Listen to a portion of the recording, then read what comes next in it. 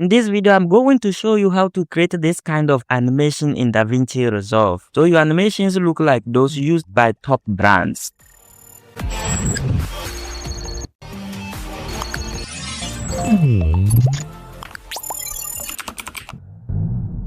This video is part of a complete series. Check the link in the description below or click the card to watch the rest.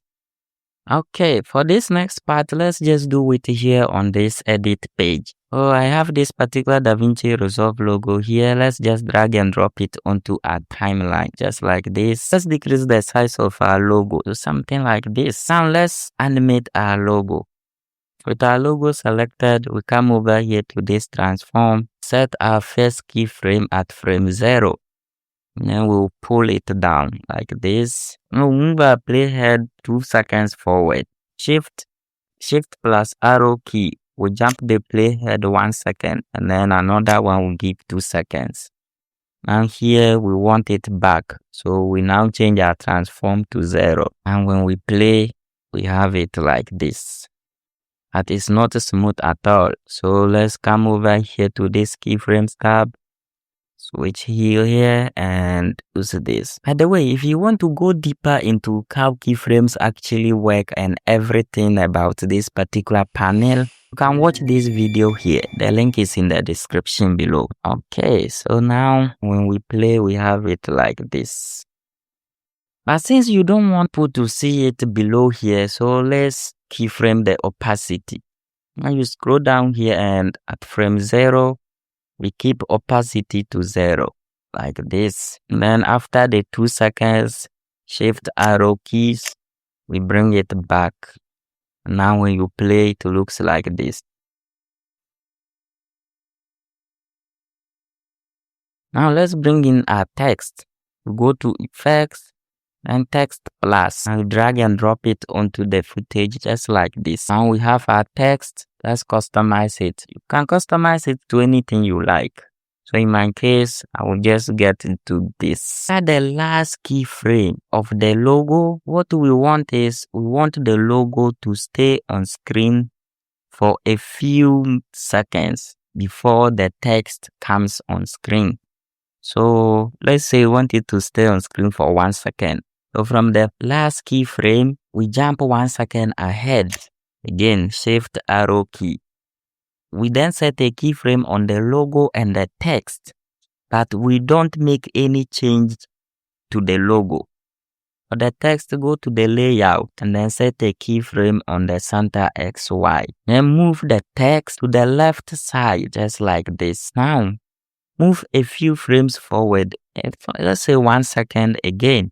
So shift arrow key, 1 second. And now move the text to the right side, this. And the logo, you now also move it to the left. So think of it like this. They have to go in opposite directions. How the logo is going to the right side, the text has to go to the left side.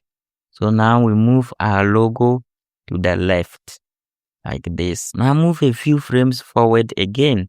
Let's say 2 seconds. Now set another keyframe for the logo and also for the text without making any change. And move 1 second ahead again. Now move the text to the left and move the logo to its original position like this. Now when you play, you have it like this. Okay. So the whole point is to get them to move in the opposite direction. As you can see at this point, it really looks awful. It is not the kind of look we want at all. So let's smooth things out. With the logo selected, go to the keyframes. And then here, can unlock it. If it is locked, unlock it. Control A and ease in and out. You can do the same for the text. But as you can see, for the text, the center controls, we cannot smooth the animation. So instead of using this keyframe panel on the edit page, what you are going to do is with your text selected, click this fusion symbol and it will take you to the fusion page. It's like this. And now you have your text. When you open the spline, you have the animations there. Now you can smooth it out here. So with everything checked, zoom to fit, select all, and we right click here and choose smooth. Now when you play, have it like this. Now we have to mask the text so that it's not always visible on the screen. To do that, you can grab this particular mask in the description. It is called Glory Independent Mask. You can find it in the effects tab once you download it. That if you just want to search like this, then make sure you have this all folders checked. Okay, now drag and drop it onto the text, just like this. And when we play, for now, this is how it will look. So let's now adjust the text. The cool thing about this particular rectangle is it's called independent because you have the flexibility to control only the left or only the right. You can also control just the bottom or just the top. So it depends on you. You can try it out. Link in the description below. Okay. So now that we have it like this, what we are going to do is we are going to mask the left side of the text just like this. So we don't have to see it. So we mask it all the way to this end. Now when you play, you have it like this. Now, just a simple trick here. Just place the tag below the logo, just like this. If you don't want to mess up with the positions, make sure you are holding down the shift key while dragging it. The way everything stays in place. Now when you play, you have it like this. But if you have noticed that animation is also being masked here. So to fix that, it is simple. Come over here to the rectangle and adjust the right like this so that it reveals everything. And now when you play, you have everything this.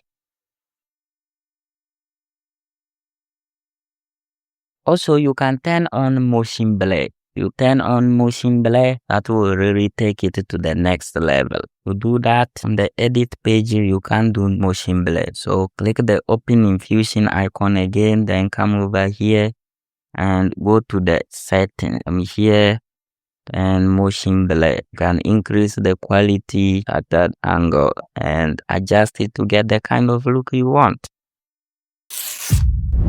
This brings us to the next one. This one. Let's see how you can get something like this. This technique is especially useful for drawing the viewer's attention to a specific word or emphasizing a key part of a statement. Now let's see how it works. If you want to learn more about that, watch this video next.